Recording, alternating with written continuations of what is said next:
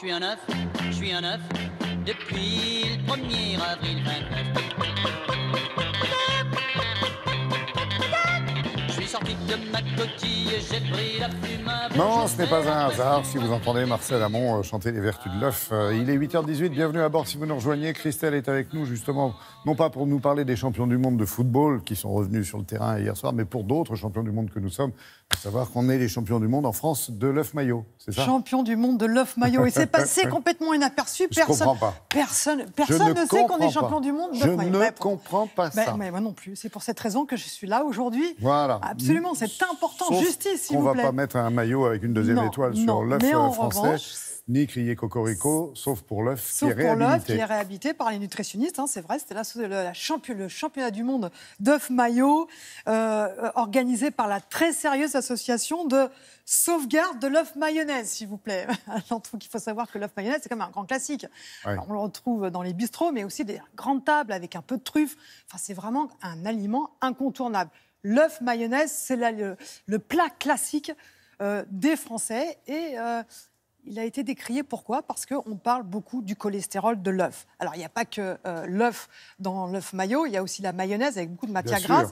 Mais c'est vrai que depuis une dizaine d'années, l'œuf a une très mauvaise réputation. Pourquoi? Parce qu'il a du cholestérol et on dit que le taux de cholestérol, quand on mange beaucoup d'œufs, peut augmenter, le taux de cholestérol sanguin peut augmenter régulièrement. Eh bien, c'est faux.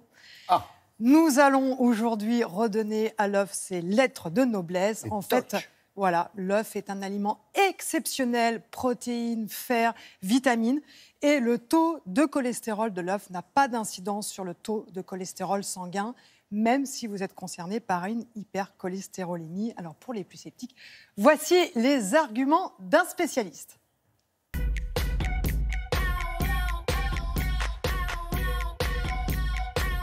Les œufs font partie des aliments les plus riches en cholestérol. Voilà pourquoi certaines personnes pensent qu'il faut en limiter la consommation au maximum. C'est ici une grande erreur qu'il faut corriger avec un certain nombre d'arguments scientifiques. En premier lieu, on sait que le cholestérol alimentaire, donc celui que l'on ingère, notamment à l'intérieur des œufs, a finalement assez peu d'influence sur le taux sanguin de cholestérol, qui lui est un indicateur du risque cardiovasculaire.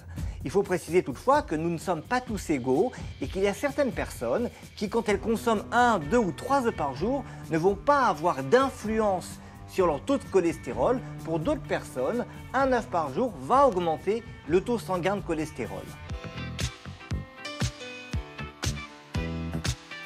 En second lieu, les études scientifiques sont rassurantes puisqu'elles montrent que les consommateurs réguliers d'œufs n'ont pas forcément d'augmentation du risque cardiovasculaire, pas d'augmentation du risque d'infarctus du myocarde ou d'attaque cérébrale, même avec une consommation quotidienne d'un œuf. En pratique, il est donc raisonnable de faire de l'œuf une source de protéines animales au même titre que la viande ou que le poisson. L'œuf a un autre avantage, il apporte pas mal de micronutriments. Donc 3, 4, 5, voire 7 œufs par semaine, c'est quelque chose que l'on peut recommander dans le cadre d'une alimentation équilibrée pour l'ensemble de la population.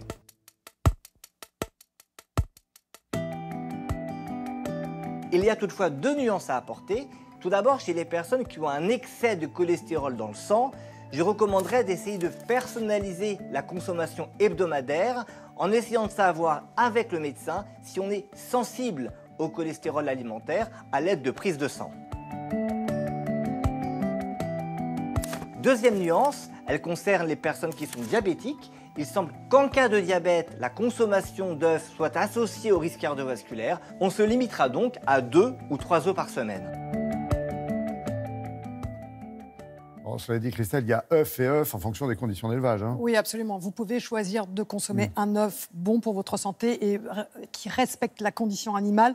Vous avez des codes entre 0 et 3 sur vos œufs. Il faut absolument éviter le code 3, le code 2, voire le code 1.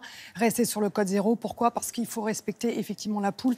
Voilà dans quelles conditions, hein, une petite feuille A4. Ça, c'est l'espace réservé à une poule pour 1 an de ponte.